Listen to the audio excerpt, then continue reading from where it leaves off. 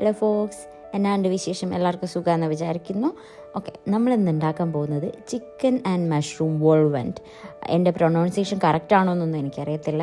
അപ്പോൾ ഇതൊരു ഫ്രഞ്ച് ക്യുസീനാണ്, പക്ഷേ എൻ്റെ ഫേവറേറ്റ് ആണ്. ഓക്കെ, അപ്പോൾ നമുക്ക് വീഡിയോയിലേക്ക് പോവാം. ഫസ്റ്റ് ഞാൻ ഇവിടെ എടുത്തിരിക്കുന്ന 2 ചിക്കൻ ബ്രസ്റ്റാണ്. അത് നമ്മൾ സ്മോൾ ക്യൂബ്സ് ആയിട്ട് കട്ട് ചെയ്തിട്ട് അതെല്ലാവരും ഒരു ബൗളിലേക്ക് ഇട്ട് കൊടുക്കുക.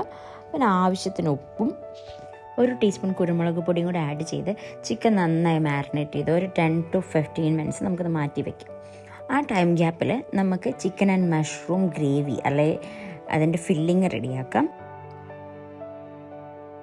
ഓക്കെ ഗൈസ്, ഞാനിവിടെ ഒരു വലിയ ഉള്ളി എടുത്തിരിക്കുന്നത്, നമുക്കത് ക്യൂബ്സ് ആയിട്ട് കട്ട് ചെയ്തെടുക്കാം.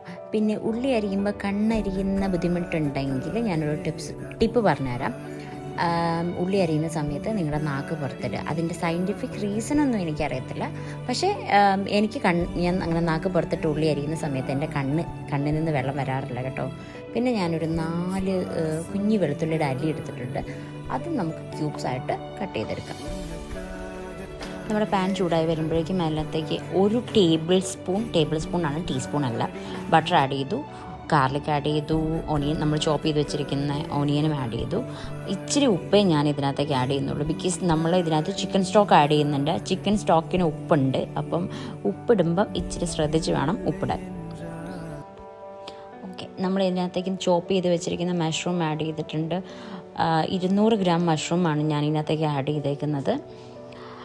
മഷ്റൂം ആഡ് ചെയ്ത് നന്നായി ഒന്ന് ഇളക്കിയിട്ട് അതൊന്ന് മൂടി വെച്ച് വേവിക്കാം. നെക്സ്റ്റ് നമുക്ക് ചിക്കൻ സ്റ്റോക്ക് ആഡ് ചെയ്ത് കൊടുക്കാം. 1 ക്യൂബാണ് ആഡ് ചെയ്യുന്നത്. വാട്ടർ മിക്സ് ചെയ്ത് ആഡ് ചെയ്യണം എന്നുള്ളവർക്ക് വാട്ടറിൽ മിക്സ് ചെയ്തിട്ട് ആഡ് ചെയ്തു. 1/2 ടീസ്പൂൺ കുരുമുളക് പൊടിയും കൂടെ നമുക്ക് ആഡ് ചെയ്ത് കൊടുക്കാം. 1 table spoon all purpose floor ഞാൻ ഇതിനകത്ത് ആഡ് ചെയ്യുന്നുണ്ട്. എന്ത് ടൈപ്പ് ആണെങ്കിലും ഓൾ പർപ്പസ് ഫ്ലോർ തന്നെ ആവണമെന്നില്ല, പ്ലെയിനും കിട്ടും, പ്ലെയിൻ ഫ്ലോറും കിട്ടും. അത് ആണെങ്കിലും ആഡ് ചെയ്താലും കുഴപ്പമില്ല. അതെല്ലാം കൂടെ നന്നായിട്ടൊന്ന് മിക്സ് ചെയ്ത് കൊടുക്കുക. കാണുമ്പോൾ കുറച്ച് തിക്ക് ആൻഡ് ലംബി ആയിട്ട് ഫീൽ ചെയ്യുമായിരിക്കും. നമുക്കപ്പോൾ അതിനകത്തേക്ക് ഒരു 200-250 ml ചൂടുവെള്ളം ഒഴിച്ചു കൊടുക്കാം.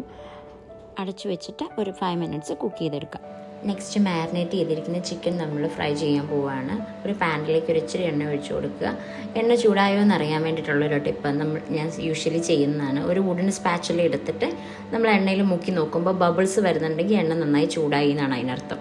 എന്നിട്ട് ചിക്കൻ എല്ലാം സ്പ്രെഡ് ചെയ്ത് കൊടുത്ത് ഒരു 5 മിനിറ്റ്സ് ഒരു സൈഡ് കുക്ക് ആവുന്നതോടും വരെ വെയിറ്റ് ചെയ്യുക. ഹൈ ഫ്ലെയിമിലാണ് ഞാൻ ചിക്കൻ ഇപ്പോൾ ഫ്രൈ ചെയ്തുകൊണ്ടിരിക്കുന്നത്.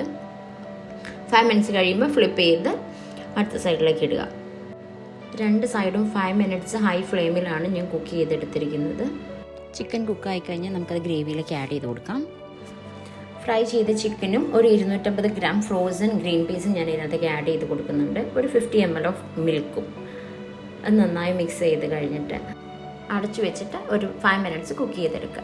5 മിനിറ്റ്സ് കഴിയുമ്പോൾ നമ്മൾ ഓപ്പൺ ആക്കി ഒന്നുകൂടെ ഇളക്കി കൊടുത്ത് ഒരു 30 ml ഫ്രഷ് ക്രീം കൂടെ ആഡ് ചെയ്ത് കഴിഞ്ഞാൽ നമ്മുടെ ഗ്രേവി റെഡി ആയിട്ടുണ്ട്. നിങ്ങളുടെ കയ്യിൽ പാഴ്സലി ഉണ്ടെങ്കിൽ നിങ്ങൾക്ക് പാഴ്സലി ആഡ് ചെയ്യാം. നെക്സ്റ്റ് നമ്മൾക്ക് വോളവൻ റെഡിയാക്കാം. അതിന് വേണ്ടിയിട്ട് പഫ് പേസ്ട്രിയാണ് എടുത്തിരിക്കുന്നത്. പഫ് പേസ്ട്രി നമ്മളൊരു 10 മിനിറ്റ്സ് മുമ്പ് ഫ്രിഡ്ജിൽ നിന്ന് എടുത്ത് റെസ്റ്റ് ചെയ്യാൻ വേണ്ടി വെക്കണം. അത്യാവശ്യം കട്ടി ഉണ്ടായിരിക്കണം. നമ്മളിത് യൂഷ്വലി പഫ് പേസ്ട്രി നമ്മളൊന്നും കൂടെ ചപ്പാത്തിയുടെ കോലൊക്കെ വെച്ച് പരത്തിയിട്ടാണ് പപ്സൊക്കെ ഉണ്ടാക്കാറ്. പക്ഷേ ഇത് അത്യാവശ്യം ഒരു തിക്നെസ് ഉണ്ടായിരിക്കണം, എങ്കിലും നമ്മൾ വിചാരിക്കുന്ന പോലെ നമുക്ക് ഇത് ഉണ്ടാക്കിയെടുക്കാൻ പറ്റുള്ളൂ. ഞാനിവിടെ കുക്കി കട്ടറാണ് യൂസ് ചെയ്യുന്നത്. നിങ്ങൾക്ക് കുക്കി കട്ടർ ഇല്ലെങ്കിൽ എന്തിൻ്റെങ്കിലും ക്യാപ്പ് വെച്ചാണെങ്കിലും കട്ട് ചെയ്തെടുക്കാം. കുക്കി കട്ടർ വെച്ച് ഇങ്ങനെ കട്ട് ചെയ്തെടുക്കുക.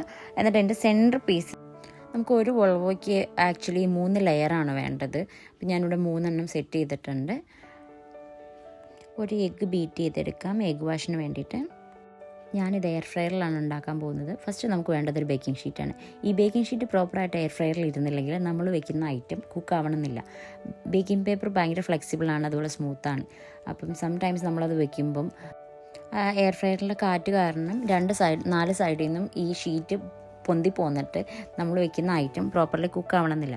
അപ്പം ചെയ്യേണ്ടതെന്ന് വെച്ച് കഴിഞ്ഞാൽ നിങ്ങളുടെ ബേക്കിംഗ് പേപ്പർ നന്നായിട്ട് ക്രഷ് ചെയ്യുക. അപ്പോൾ അതിൻ്റെ ആ ഒരു ഫ്ലെക്സിബിലിറ്റി അങ്ങ് നഷ്ടപ്പെട്ടു പോകും. അപ്പോൾ അത് പ്രോപ്പറായിട്ട് എയർ ഫ്രയറിൽ ഇരുന്നോളും.